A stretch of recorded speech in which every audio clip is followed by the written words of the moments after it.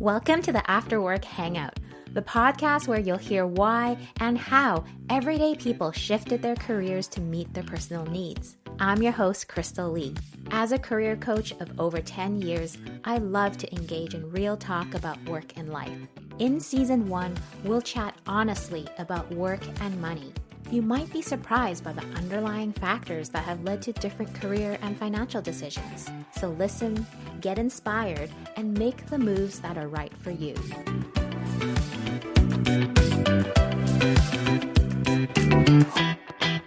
Hi, I'm so excited to introduce and welcome our guest for After Work Hangout, Binisha Giri. Before diving into Binisha, your intro, I just want to say you're a newer friend of mine and we met on LinkedIn. Yeah, and I was so impressed by how you reached out to me on LinkedIn that we started a conversation about like places where we've lived and how we landed in Nanaimo on Vancouver Island. And you came to say hello to me when I was leading laughter yoga in the community. And I'm just so glad that you started that connection because I've loved learning more about you. And I'm so excited for you to join us today to talk about your journey of becoming a financial consultant. So if I can pass it over to you, maybe you can share a little bit about how you became a financial consultant here on Vancouver Island. Yeah, thank you so much for having me in this podcast. And yeah, it was definitely interesting meeting you. And just I feel like as adults, making friends can be a little bit uncomfortable because before you're in school, you're with everybody kind of your same age group, and it's easier to make friends versus once you're past that and you're in your adulthood and saying hi to people that you've never met in different platforms, it can be a bit awkward. But I was like, you know what, let me just try. She seems like an interesting person. Let's see how it goes. Worst case scenario, she won't answer.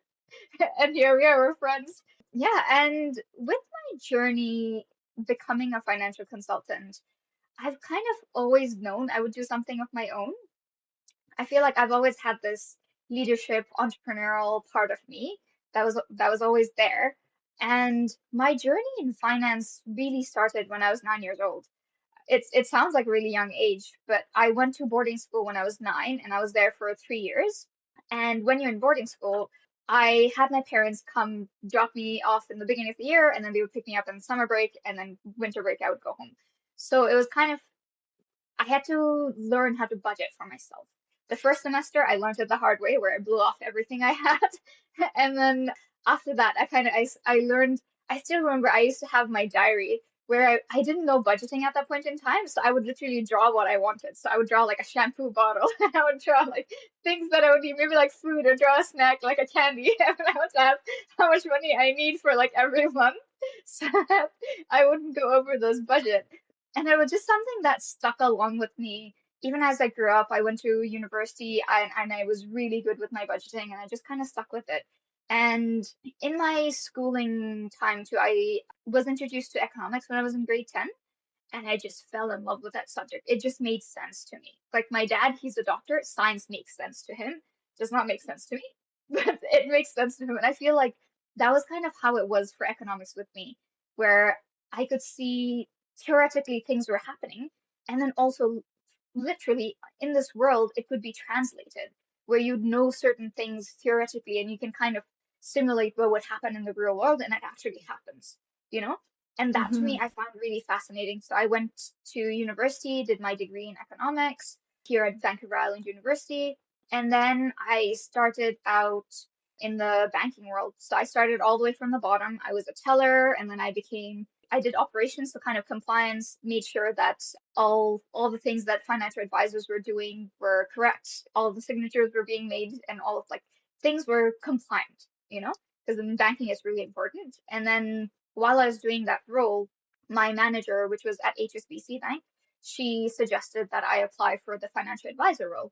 So this, and I feel so grateful that she gave me this opportunity because I was just like 22, nearly 23, and she gave me this amazing opportunity to work and be a financial advisor. And there, I just fell in love with helping people with money. Like, I realized because going through this journey of taking care of my money since I was young and seeing adults around me, I imagined people like when you become an adult, you know how to take care of money. That was my imagination of the world. And then I became an advisor and I met like hundreds and thousands of people who were way older than me and didn't know what they were doing with money. And that really clicked something in me and it built this fire in me to be like, you know what you're doing. And helping people is something that really, really was brought passion in me. Wow. So, and then I pursued it. So in banking, as a financial advisor, you do everything. So I was doing investments, I was doing financial planning, I was doing just opening accounts, mortgages, loans, credit cards, trust accounts, estate accounts, like everything that walks through the door, I would be doing it. And it was a really, really, really great learning opportunity, but it also made me realize certain things that I was more passionate about. So I realized I really enjoyed the investing and financial planning side of things versus the lending side of things. Lending was interesting too, but it was just I was more interested in the investment side. And for me, it was I could viscerally see when I planned something for somebody and we started investing, we started building on that dream, I could literally change the financial trajectory of that person's life. Wow. And that was something I loved. And I was like, okay, I really want to help people. And this is the path for me to help people. So Hmm. I moved on to a role with Edward Jones, where I was more of a investment specialist, insurance specialist, and I was working with more high net worth clients. And then I realized that there was, so usually when you work at the banks, up to about maybe 50,000 or so, the bank can really make a difference for you in terms of the resources they have, products they have. But then once you're past that 50,000, they don't really have the services enough to help you in the way that you need the help. And when you go more onto the broker side of things, where you're working with companies like Edward Jones, maybe even with banks, but more on like, let's say TD Waterhouse, that kind of thing, where it's more high net worth clients, then you're looking at anything 200, 500,000 and above. So I realized there was this group of people between 50,000 to 250,000 that were being really left out. So this year I decided to take the big leap of faith and start my own financial consultancy. And I feel so happy because now I get to do exactly what I love doing, and I know I'm making a difference in people's lives, not just now, but for years to come. So this is something that I've really been enjoying. Wow. Well, thank you for sharing that journey. I'm just hearing like you're a really goal driven person ever since drawing those pictures of candy in your Yeah. diary. But I also hear you're really driven by helping others and making a difference in others' lives based on your personal interests and passions. Because honestly, not everyone's that interested in learning about finances and money. And I think a lot of folks also, there's a lot of weird emotions tied with money, but you just come in with a lot of expert knowledge to help others and to educate others. And with the After Work Hangout, like we really want to empower and inspire folks who are considering a career move. But for so many folks, the topic of money is a really tricky one. It can be a motivator, driving people to want to find a new job to make more money. But it can also be something that holds people back because it's like they're feeling nervous and anxious. They don't know their money situation. They choose stability instead of, Hmm. taking a leap of faith like you. But I'm super curious to learn more about how you went about it because like you're smart. You probably looked at your bank account and you probably like prepared yourself a little bit. So, how did you go about it and really go into what you call that leap of faith, starting your own business, but with confidence? For me, it was definitely very important to look at my financial statements and see how my future would have been like. I wasn't sure how the business was going to pick up. I did have I had a financial business plan, so I had a financial forecast for how it would be, but forecast is a forecast. It's not what is, right? It's what you're predicting. So I would recommend everybody who are thinking of taking that leap of faith to look at your finances, make sure you have enough emergency savings. In Canada, it typically takes about eight, they say six, but I would suggest sticking with 8 months to find a good job. So if you've decided that you want to quit something and you want to go somewhere else, if it's like a job that you want to go, then make sure you have 8 months worth of your living expenses. And if you have a partner, have a conversation with your partner, be very transparent about how your money situation is and their money situation. Because money is something, especially with relationships, it's one of the big reasons why people break up or get divorced. So have that conversation with your partner so that later on, when you do take that leap of faith, they don't feel like it came out of the blue and they feel stressed out about money Right. situation. Right. And if you're thinking of starting a business, I would recommend at least a year and a half worth of emergency expenses. I know a year and a half seems like a big amount of money and it seems like, oh, it's too much. It's like you're looking so far ahead, but you never know how things are going to go. You would rather be not stressed out about money and not taking deals that you don't want to take and then actually wait for the right things to come to you so that you don't have this added pressure to your life. Yeah. So, yeah, emergency planning your emergency savings is the biggest thing that I would say for anybody looking to make Yeah. that move. And I also feel whether you're a job seeker or a business owner, if you come from that place of money anxiety and desperation, others can feel it. And it Hmm. really does impact how you show up, whether it's to networking or interviews or whatnot. So just having that peace of mind is so helpful. But for you, another layer, you mentioned that your dad is a doctor, very scientific. So, Hmm. what was it like to tell your family you are quitting your job and starting your own business? It was, I would say, I'm somebody who plants seeds. So I planted a few seeds Smart. here and there in their minds to kind of let them know that I was thinking of pursuing a different thing than just the career ladder, and that I wanted to try and do something of my own. My mom had also recently retired and she was starting out her own handicraft business. So mom was kind of becoming open to this idea of running your own business. It hadn't made money at that point in time, but it was still something that she was seeing potential in. So I would say mom was more open to it. And even dad, I feel like initially for both of them, they were like, oh, having a job is stability, it's security, and moving into having your own business is a lot of like not insecurity, but instability, like instability. That it's you never know what things are gonna be like when you Yeah. start a business, and everybody knows starting a business is hard work. The first few years can be a struggle, all of these things. So they were definitely a bit worried, but I think slowly, because before I started this business, I had bought my house when I was 26, and that Oh, was something wow. that like they never imagined I would be doing. So I think because of that too, they had a little bit of this mindset that okay, she knows what she's talking about. It might sound crazy to us, but she seems like she has a plan and she's been doing well so far. So that was kind of the journey where they were like, okay, are you sure? You're sure? But at the same time, they were like, I feel like you know what you're doing. And they were also becoming more open to the entrepreneurial spirit. So, Yeah. yeah. Oh, that's really neat. It's almost like you and your mom are on this parallel path.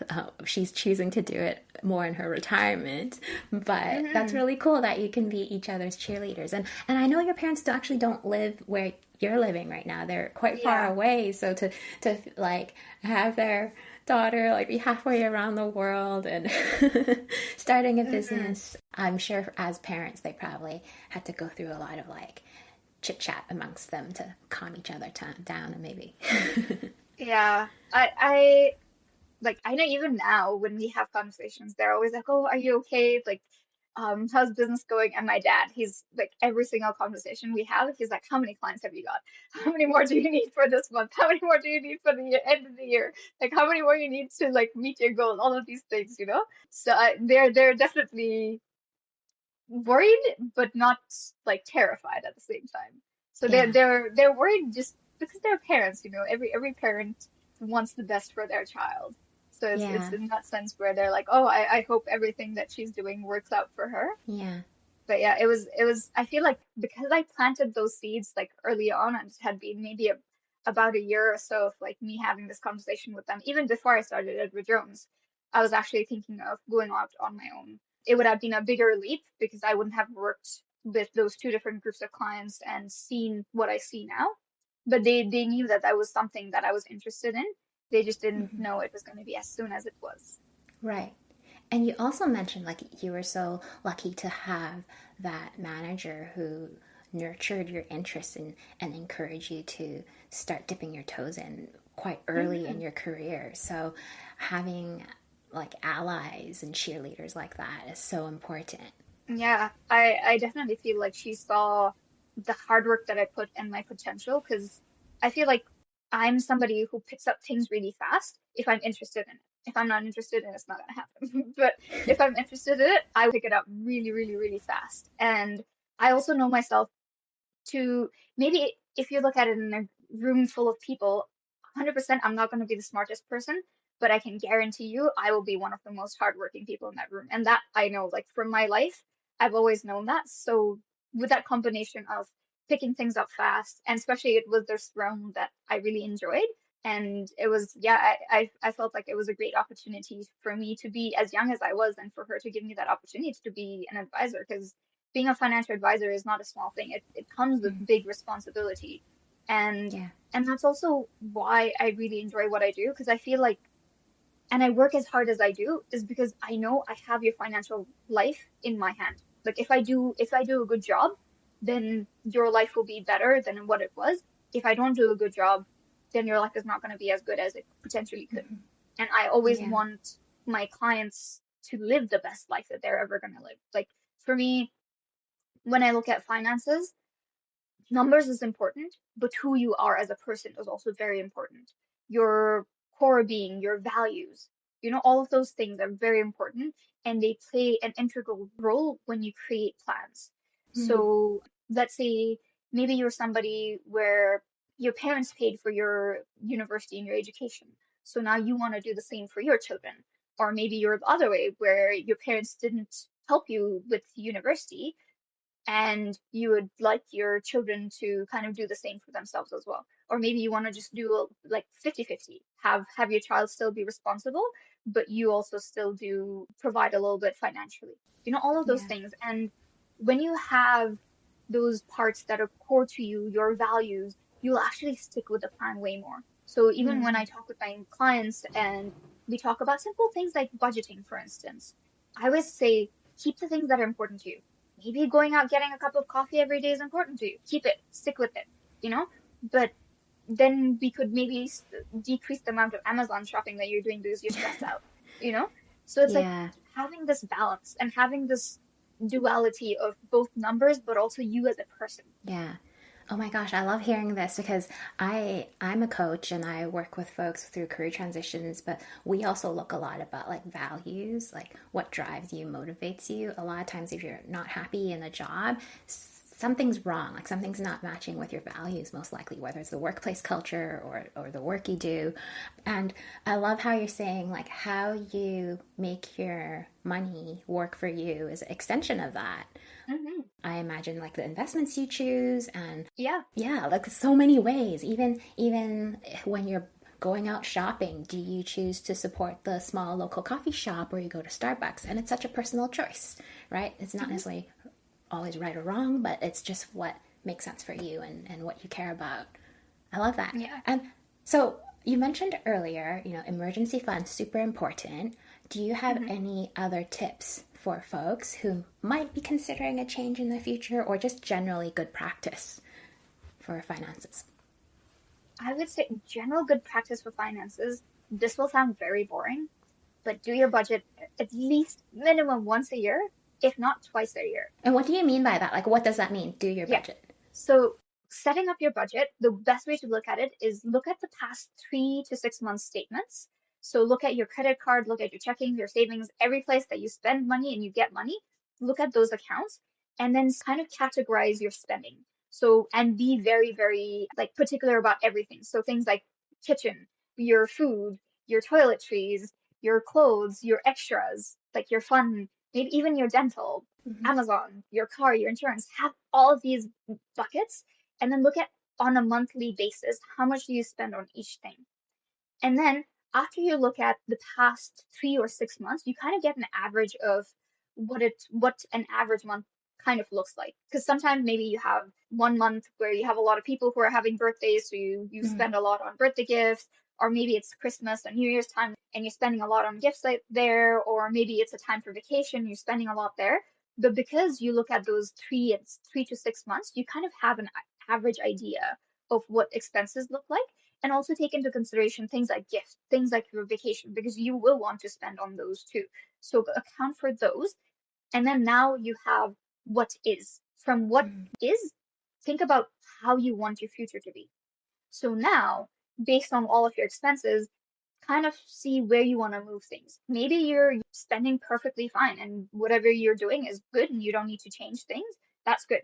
But maybe you realize that you're spending a little bit too much on going out, or you're spending a little bit too much on doing random shopping, those kind of things, and then you create a budget for your future. And every 6 months, look back and make sure that you're sticking to it. So I would say on a monthly basis, kind of have on the top of your head what your budget should look like and how much you're spending, but make sure that every 6 months you're Yeah. physically looking at how money is being Yeah. spent. I think what I'm hearing as well is a lot of times anxiety comes from not knowing. And when you take the time to know your own situation, Hmm. it gives you that power to make decisions in an informed way and almost like a more objective way, right? It's not just driven by emotions and fear and whatnot. Like you actually have the dollars and cents laid out in front of you. Yeah. Because this reminds me of my own story about 7, 8 years ago. I was feeling a lot of anxiety because I didn't know what my situation was like. There was a lot of, Hmm. sometimes there's also shame, right? Of not knowing. It's like, Hmm. I'm an adult, I should know. So Hmm. I ended up working with a fee for service money person, much like Hmm. yourself. And they did the work that you just described because I just couldn't get myself to do it myself and look at my own bank statements. So they did it for me and they basically laid out a plan and it was just like really like objective and she was so kind about it. There was no shaming at all. It was just like, okay, here's where Hmm. you're at and where do you want to go and this is kind of what needs to happen in between. And based on that, I actually made some decisions of looking for a certain job, maybe that pays a certain amount or has certain benefits. And thinking back, like that's only 7, 8 years ago, but like in between, I was able to move to a town that I really wanted to move to, away from the big city to a like more quiet pace of life. So that's talking about like values alignment, and also bought a Hmm. house as Hmm. well. But Congratulations. without that early conversation, thank you, I feel like I wouldn't have been able to do it and I wouldn't have been able to even have the numbers to bring to Hmm. chat with my partner about to talk about like is this a vision Hmm. we both have together and all of that also informed like other jobs I had to find in order to support relocation and so forth. So money is like always tied in with Hmm. career Yeah. decisions as well. Yeah. Very much so. So thank you for the work you do. It really does make a difference in people's lives because I'm one of those people who experienced that type of service and support. I am curious, we've talked about the money side of taking the leap of faith. Do you have any non money advice or tips for folks who might be feeling a bit nervous or scared or stuck that are considering maybe making a move of some sort? Journaling. I know, because yeah, having a conversation with Journaling. with another person can sometimes be uncomfortable, or like you don't want to be truly vulnerable with another person. There might be things that you're right now not sure about, and you might have friends who are really close to you, but at the same time, there might be certain things that you would rather not talk to somebody else with. And I found journaling to be such an amazing tool. Like you don't have to do journaling every single night and that kind of thing, but journal about questions that you have for yourself. So think about, what kind of life do I want to live? You know, 5 years, 10 years from now, how do I see myself? Or why do I feel stuck? What is it that is making me feel stuck? What is it that makes me feel stressed out? How am I feeling right now? And just write. Just keep writing. Don't think about what you're writing, but just continue writing. And then once you're done writing, read what you wrote. Because sometimes just putting those words out there, like, lets you lift this heaviness off of you. For me, before I started my business, and even when I do business plans with my clients, I have a set of journaling prompts that we work through together. Like it's a 2 week program where they'll journal one night, the next day they'll kind of think about what they journaled, then the next day they go journal another question. And it's kind of this process of like unraveling all of your thoughts in your mind. Because when you have thoughts in your mind, it just gets so overwhelming and it somehow becomes like the unknown. Even though it's there, the thoughts are there, it's just like all jumbled together, you know? But when you write it down, you see Yeah. what's happening, you see your thought process. And then now you've thought it, you've written it down, now you're reading it again. You're seeing what your brain is thinking too. And maybe it's not just your brain, maybe it's your heart, maybe it's your gut Mm-hmm. telling you certain things. So listen to those things.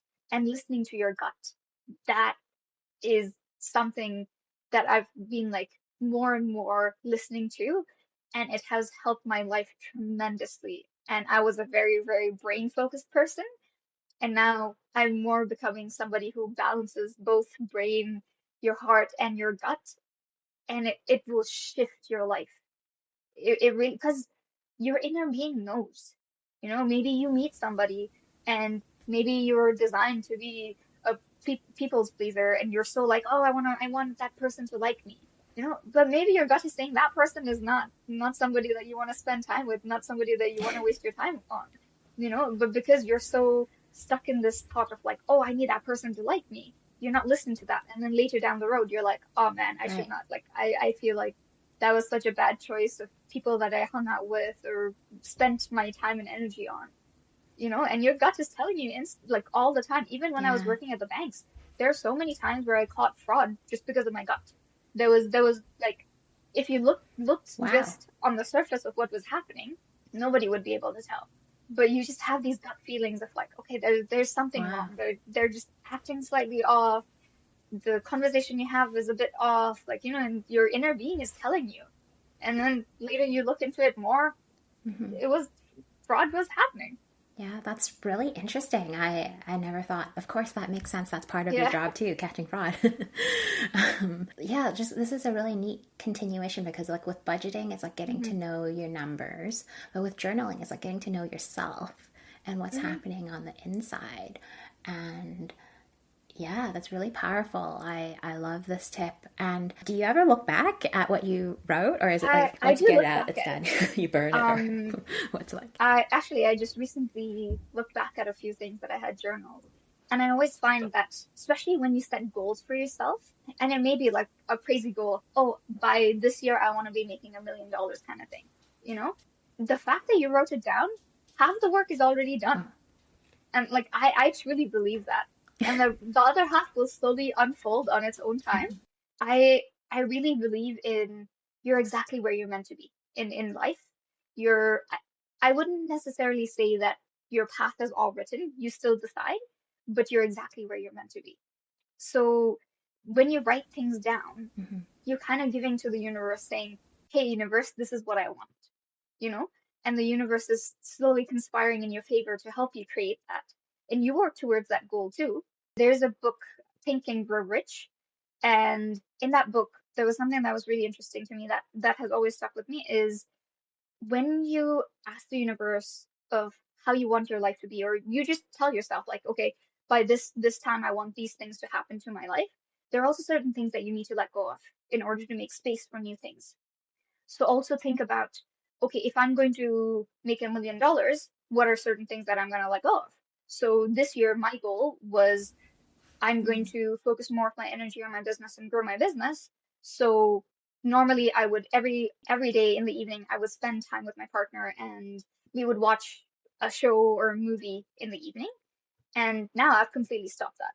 I I watch like on the weekends I watch something, but on the weekdays instead of watching, I read, I journal, I take courses, you know? So I spend time to develop myself, to become the future self that I want to be. That's really inspiring because it's like you're so focused, right? And when you write it down, it's like you're daring to dream, but you're also making Hmm. a commitment to yourself. And with that commitment, you are saying no to certain things to create space for others. And that's really cool. And you mentioned that was your goal this year.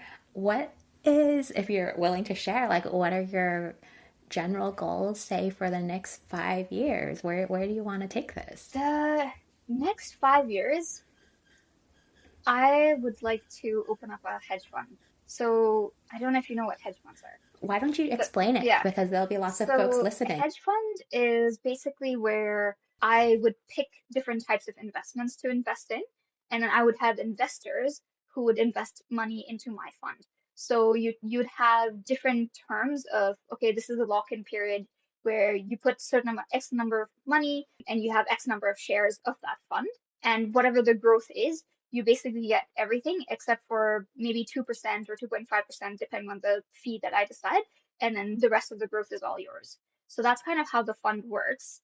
And my 5 year goal is definitely start a hedge fund because I love this realm of investing. And I feel like the day and age that we're in right now, investments and investing in the stock market is the tool for us for wealth generation. Like I would say, yeah, real estate is there. And even in our parents' and our grandparents' generation, real estate was one of the main big ways. And even things like agriculture were the ways for them to generate income. But now in the world that we're in, most of the land is already taken. I mean, you can still buy and sell, but it's not as cheap or widely as available as it was in our parents' and our grandparents' time, you know? So accumulating all of that Yeah. is become a little bit more and more difficult for our generation. And stock market is the place for us to be growing that money. And the stock market has so many opportunities, like Yeah. so many.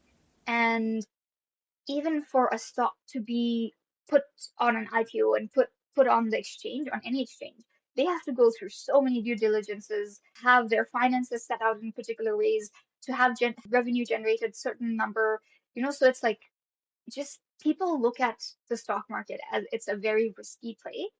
And for me, I look at it as risk management. If you manage your risk appropriately, this will be the place for you to generate income for the future.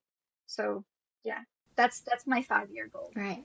Part of risk management is again like back to learning, right? Education to Hmm. start. So, and again, like back to like not feeling shame. Like everyone starts at Yeah, different places. So start yeah, from where you're at. Like maybe stocks is not where you're at, and that's exactly. okay, right? Hmm. Like start learning to Yeah, budget even for me, when first. I started, I always tell this to people where, especially in our generation, where people are like, "Oh, I can never own a home." I started saving for this house that I live in, $25 a paycheck. $25 a paycheck. And when I started, maybe I was making like 19 something dollars an hour. It was not much. And I took advantage of my employer's retirement plan, like savings plans, those type of things, because it was free money that I was getting. Like if I put in money for my future, they were putting money in, you know? So take advantage of all of these different Mm-hmm. So opportunities cool. that come up in your life. And don't think that when you start investing, you need to have tons of money. Because I meet lots of people where they feel like you need to have hundreds of thousands before you start investing. No, you don't. You need, most funds will need $500 before you start. And if you do monthly contributions, $25. Do you think in a year you, Yeah, $25, everyone. exactly, $25 and you can buy a house? And especially in Canada, you have things like first Mm-hmm. time home buyers plan, where you don't need to put down 20%. You only need to put down 5%. Even if you have 20%, put five, Yeah. invest the rest 15. Because one is growing on a different side, one is growing on a different side. Your If your growth on the investment is higher than the interest that you're paying on your mortgage, invest that money, you know? Like, and just you're Mm-hmm. take small steps, but take steps consistently. Yeah. And Consistency. even with things like you'll hear people say compounding is the eighth wonder of the world. And the reason for that is because you're taking consistent small steps. Over time, maybe the first year, the second year of you investing, you won't really see much growth. But by the third year, I will tell you, you will see that growth and you will see that change and you will see that number in your bank account grow and you will be so motivated to invest more and save more and like because you can see your goals becoming achieved. And it can start with as small as Yeah. $25. Yes, that's amazing. that you are able to reach where you're at based on $25. Like nowadays, $25 is like a meal out, right? Like if one day a month, like you usually eat out, like instead of eating out, Yeah. put it into something. But like for you, let's say you reach your goals and you have all the money that you desire, like what, and this taps into the values side, right? Like what do you want to do? For a lot of folks, it's retirement or who knows, hmm like giving back to charity, whatnot. But like, Yeah. have you thought that far of what you would want? I feel like I was brought into this world to help people, not because people are helpless, but because it's a path to just accelerate their life in a different way. So I know no matter what I'm going to be doing, I'm always going to be doing something that will help people benefit in their lives. I started volunteering at orphanages when I was in seventh grade. And I did that throughout, even through university. And even now, I put my time towards volunteering a lot. So I know for sure I want to leave a legacy where I'm helping people. And next year, I'm actually working on creating a donation fund for my village where we have an elementary and middle school. And this was actually a school that my great grandfather he started. At that point in time, there were no schools in our village, and he started the school out. Where is this village? Do you mind if I It's in ask? Bhutan. So it's a really, really small Okay. village, but that particular school, we had lots of different villages because there were no schools at that point in time. So we had lots of different villages where the students will all walk to that school. Like some would walk for hours every day to even reach that school. And now, like this, the school kind of had gone through some ups and downs, and now it's kind of in that moment where I would say it's more on the downside. So next year, I'm going to be generating some funds so that the school can use it to buy equipments for the school and also help with the students. And that's something that I want to continue. So next year will be that particular school. The year after, my actual goal is I've lived in many different countries. So I've lived in Cambodia, Bangladesh, India, Bhutan, and now Canada. And all of those countries that I've lived in, I've always volunteered at orphanages. So one of my goals in life is to be able to fully fund at least one orphanage in each of these countries. So that's also a goal that I'm working towards. So I know for sure like the rest of my life will be something where I'll be giving back to the people. Like I want to be rich, but rich enough that I can make an impact on the world and a positive impact. So yeah. Wow. That's so inspiring. And just hear you like really taking your own personal story and experiences and letting it guide the legacy you want to have and to motivate you towards your goals. And that's really beautiful. And good luck. Like it's already starting. This is not like a Thank you. maybe in the future thing. Like you have a concrete plan for the next hmm year even. That's really Yeah. cool. Yeah, because I feel like Mm-hmm. this world is so abundant, and I feel so lucky to be in this place right now where I am. I feel so grateful for everything that my parents have done for me to have gotten the education that I got and every step of the way in my path. I feel like I've always been very lucky and the universe has always blessed me with everything, and I want to give back. And I want to give back not in the sense that they are lacking, but because it'll make life easier. It'll make life better for them. Yeah, thank you. Oh my gosh, I'm just taking it all in. And with this podcast, we really like to talk about how life is way more than just work. So I'm curious for you, what do you do to recharge outside of work? What are things that you enjoy doing? I I love travel. I love like bougie kind of travel. So I really enjoy. Explain what that So means.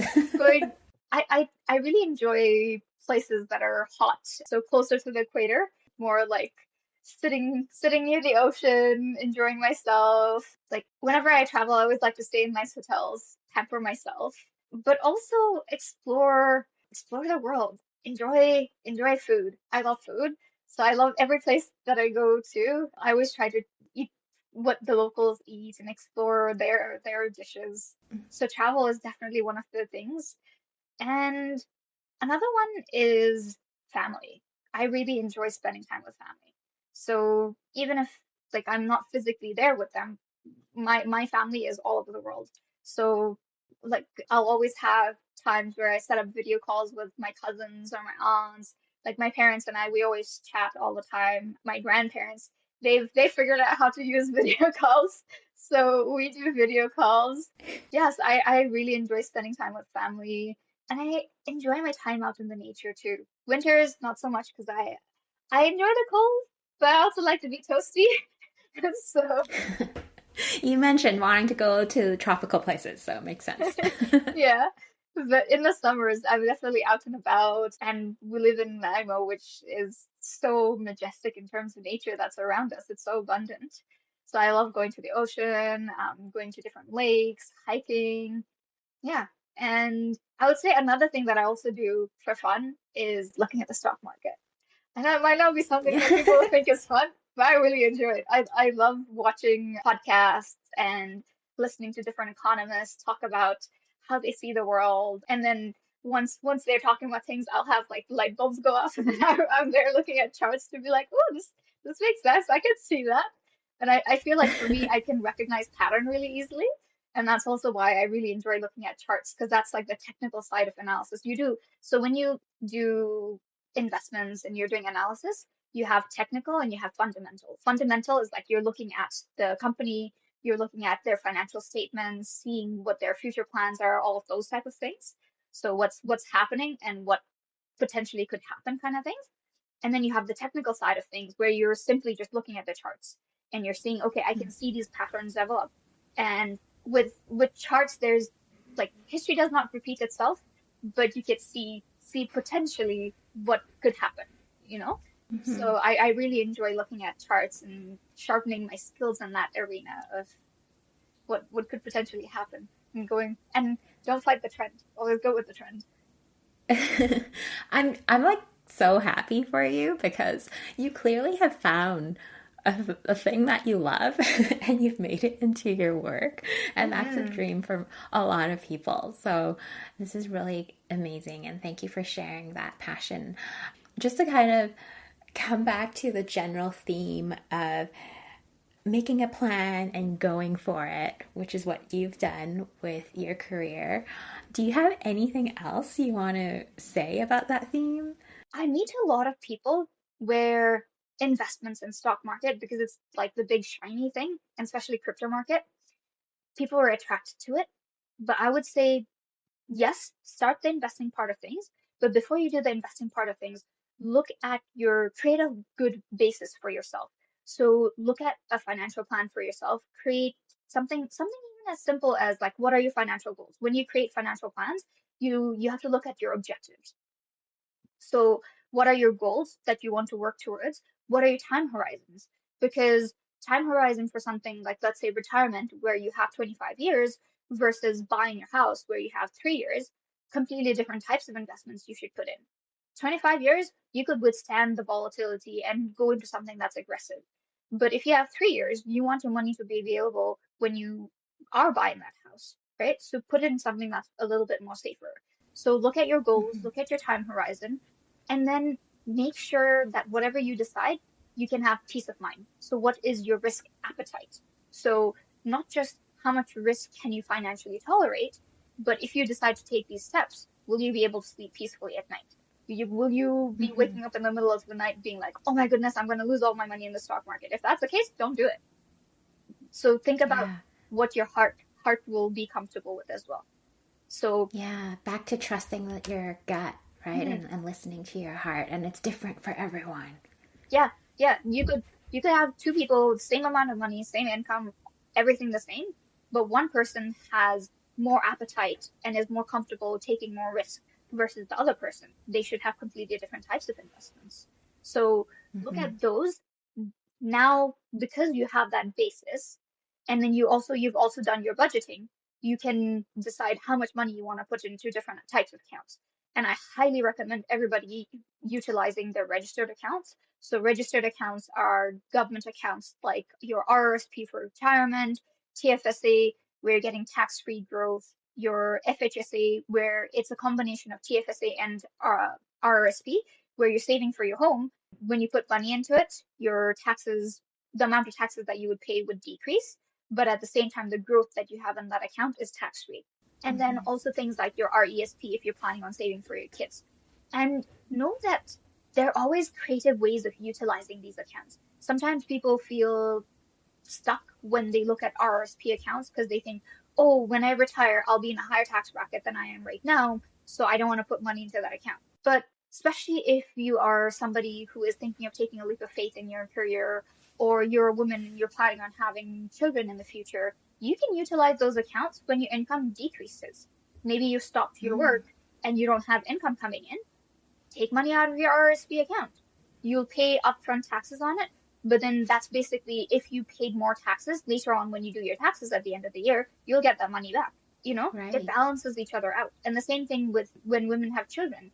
Your income is going to decrease. You will be getting some EI from the government or from your work, but typically that's 60% of your income. And when you have a child, that's usually not enough. So take money out of your RRSP account to sustain yourself for that period of time where your income has gone down. Yeah, So so you smart. can always Yeah. use things in a creative way. Even things like our ESP where you're like, oh, my child is so young, I don't know if they'll go to university. Save up, nonetheless. If they decide they don't want to go, that's fine. The government will just simply take the grant back. You will take the money out. No loss. You will still have growth in your investment. You will get that growth. Yeah. Ah, You so know? smart. Yeah, I love like just knowing how to creatively use these different vehicles. And final question for you is like, how can folks learn more? Like, do you have places that you point people to, or recommendations, or even your own? You can provide information about your own resources to you. hmm So I would say read read books. A book that really threw me into this my journey of becoming better with money was The Richest Man in Babylon. It's written in like Shakespearean English, so it might throw people off. Listen to the audiobook because it'll be an easier flow than you trying to read that and be like, huh, that didn't make sense. When you hear it, it sounds like the flow is a bit better. And that book, it's written in such a beautiful way where you have this story of a guy going through his journey of leaving his father, having money, not having money, earning, like going through different jobs. Like it's very relatable, and going through having debt, paying off debt, all of these things. I really genuinely love that book, and I highly, highly, highly recommend it to anybody who would like to learn more about finances and get better.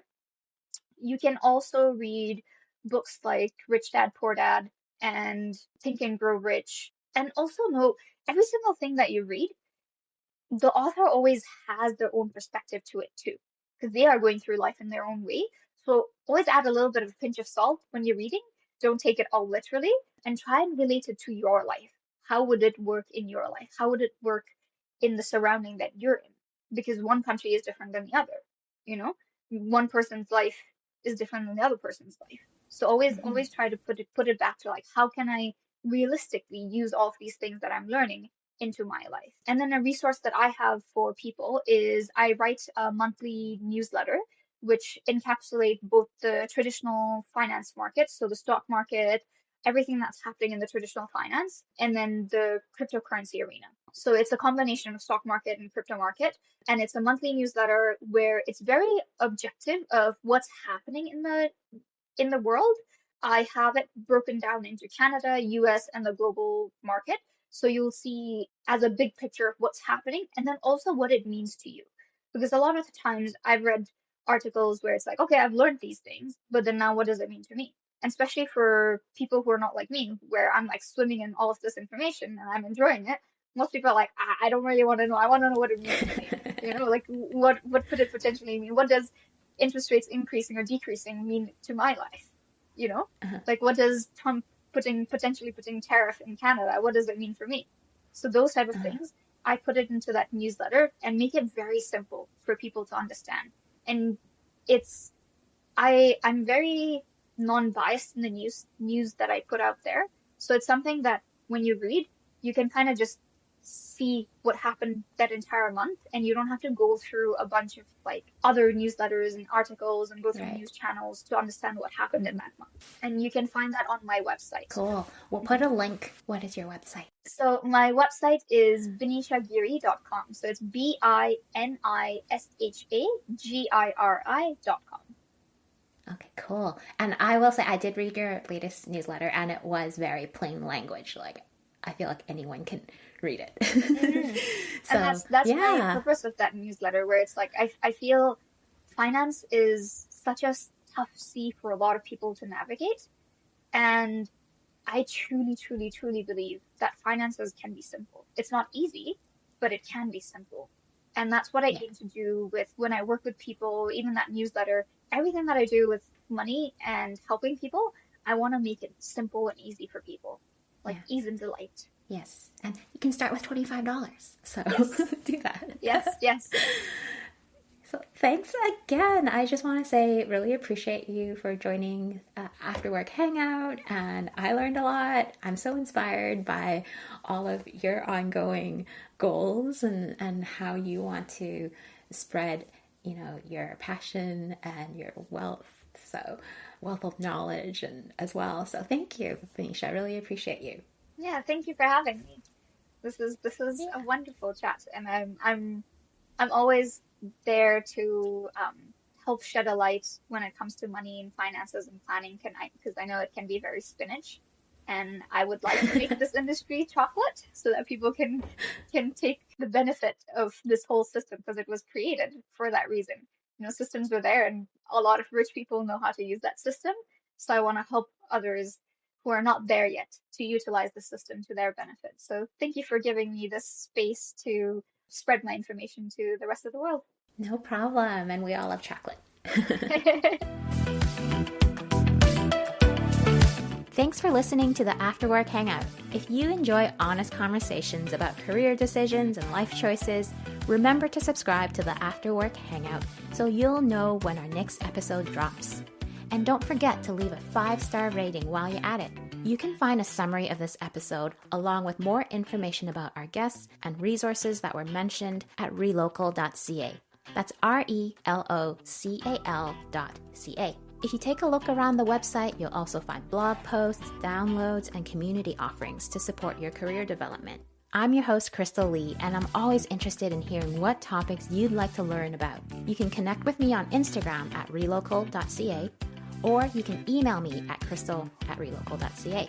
Finally, I want to say a big thank you to all the guests and supporters who make this podcast possible. This includes my podcast manager, Lindsay Curtis, and graphic designer, Alex Dewar, who created the podcast art.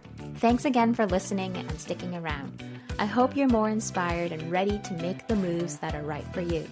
See you at the next Hangout.